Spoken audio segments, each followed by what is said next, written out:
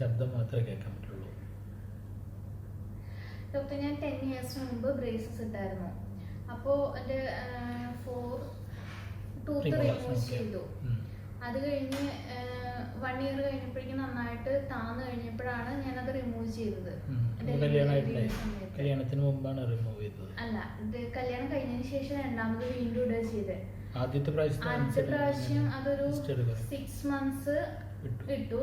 അത് കഴിഞ്ഞപ്പോഴേക്കും മാരേജ് ആയപ്പോൾ അത് റിമൂവ് ചെയ്തു. പിന്നെ മാരേജ് കഴിഞ്ഞൊരു 1 monthനുള്ളിൽ തന്നെ വീണ്ടും അത് റിപ്പീറ്റ് ചെയ്തു. അല്ല, ഡിഫറെന്റ് ഡോക്ടറാണ് സ്റ്റാർട്ട് ചെയ്തത്. സ്പെഷ്യലിസ്റ്റ് ആയിരുന്നു അതോ ഓർത്തോഡോണ്ടിസ്റ്റ് എന്ന് പറഞ്ഞിട്ടാണ് അവര് സ്റ്റാർട്ട് ചെയ്തത്. GP ആണോ ഓർത്തോഡോണ്ടിസ്റ്റ് ആണോ അറിയത്തില്ല. അത് കഴിഞ്ഞ് പിന്നെ ഡെലിവറിയുടെ സമയത്ത് ഒരു 1 yearന്റെ അടുത്തായപ്പോ ശരിക്കും നന്നായിട്ട് ലോവർ നന്നായി താന്നു പോയായിരുന്നു. അപ്പുറം താന്നായിരുന്നു. അപ്പൊ ഡെലിവറി സമയത്ത് അത് ഊരി വെച്ചു. അത് കഴിഞ്ഞപ്പോ ഒരു 9 years അടുത്തായിട്ട് ഇപ്പൊ അവിടെ ഗ്യാപ്പ് വരാണ്. നമ്മുടെ അടുത്ത വലിയ ഗ്യാപ്പ് അടഞ്ഞായിരുന്നു. പക്ഷെ ഇപ്പോൾ ഗ്യാപ്പ് വീണ്ടും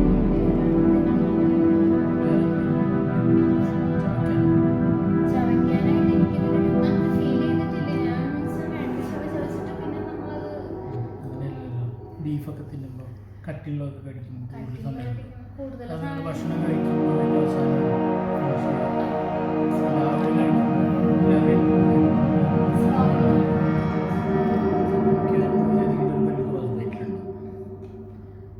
അപ്പോൾ സാധാരണ എന്താണെന്ന് വെച്ചാൽ നമ്മൾ ട്രീറ്റ്മെൻ്റ് ഒരു തിയററ്റിക്കലി ഫോളോ ചെയ്യണമെങ്കിൽ എല്ലാ ഹിസ്റ്ററിയും റെക്കോർഡ്സൊക്കെ വേണം. നിങ്ങൾ മലയാളി ആയതുകൊണ്ട്, അതായത് നമുക്ക് ഒരുപാട് പോർച്ചുഗീസ് അങ്ങനത്തെ ഇൻഫ്ലുവൻസ് ഒക്കെ ഉള്ളതുകൊണ്ട് ചില കേസുകൾ, അതായത് ക്ലാസ് 2 ഡിവിഷൻ 2 അങ്ങനെ പറഞ്ഞിട്ടുള്ള കേസുകൾ, താടിയിൽ ബാക്കിലേക്കായിട്ടിരിക്കുന്ന കേസുകൾ, അത് പാരമ്പര്യമായിട്ടുണ്ടാവും. ക്ലാസ് 2 ഡിവിഷൻ 2 പാരമ്പര്യമായിട്ട് വരുന്നതാണ്. അപ്പോൾ അത് പാരൻസിനുണ്ടോ എന്നൊക്കെ ചോദിച്ചാൽ നമുക്ക് മനസ്സിലാവും. അങ്ങനെയുള്ള കേസിൽ ഈ all 4 നമ്മൾ എടുക്കാറില്ല, മേലത്തെ 2 മാത്രമേ എടുക്കാറുള്ളൂ. അപ്പോൾ അപ്പോഴാണ് നിങ്ങൾ കൂടുതൽ താഴ്ന്നു പോകുന്നൊരവസ്ഥ വരിക.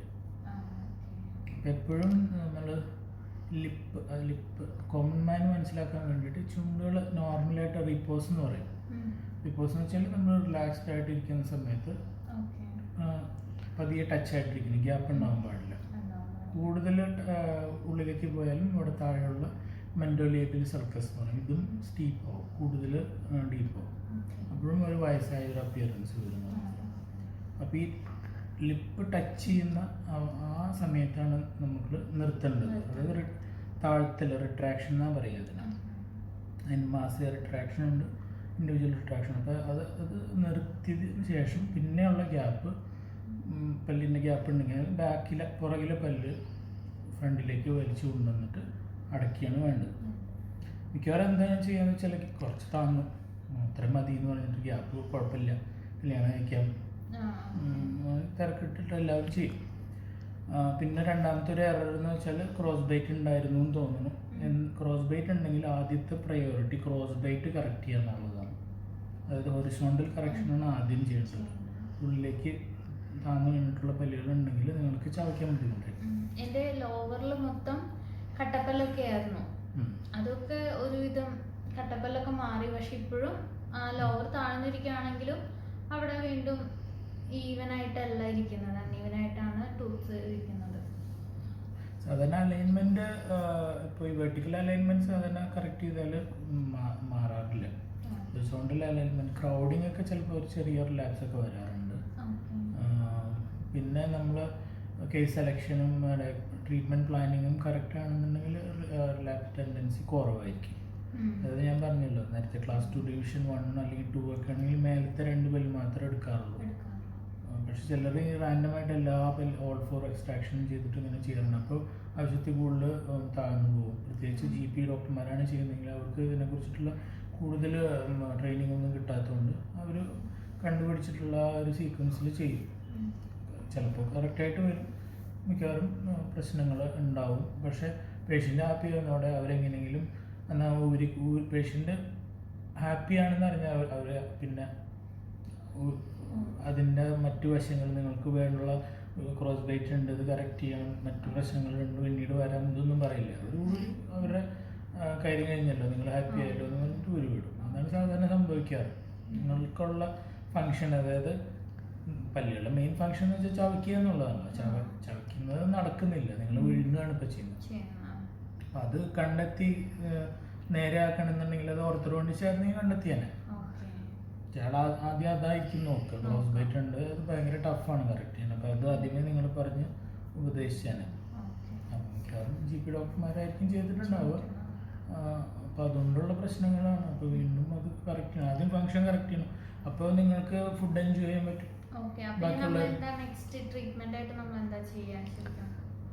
അല്ല, നിങ്ങൾ ട്രീറ്റ്മെന്റിനല്ല, ഇപ്പൊ എന്ത് കാര്യമാണെങ്കിലും, ഇപ്പൊ ഒരു വീട് വെക്കുകയാണെങ്കിൽ ആശാരിനെ വിളിച്ചിട്ടല്ല നിങ്ങൾ വീട് പണിയാൻ പറയുക. നിങ്ങൾ അതിന്റെ സ്പെഷ്യലൈസ് ചെയ്തിട്ടുള്ള, പഠിച്ചിട്ടുള്ള, കൂടുതൽ എക്സ്പീരിയൻസിലുള്ള ആളെ കാണും.